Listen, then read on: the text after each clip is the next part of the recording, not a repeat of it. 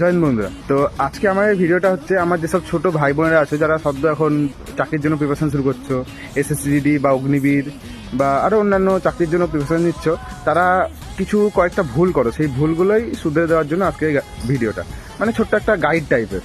তো দেখো তোমরা কি করো, তোমরা শুরুতেই তোমরা এখন ভাবো যে শুধু রান করলেই চাকরি হয়ে যায়।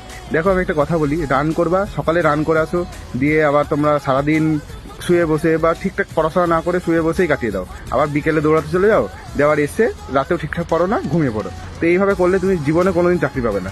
তো কি করতে হবে সেটাই বলছি। তো দেখো, রানের পাশাপাশি এখন পড়াশোনাটাও অনেক জরুরি, কারণ এই লাইনেও এখন অনেক কম্পিটিশন হয়ে গেছে।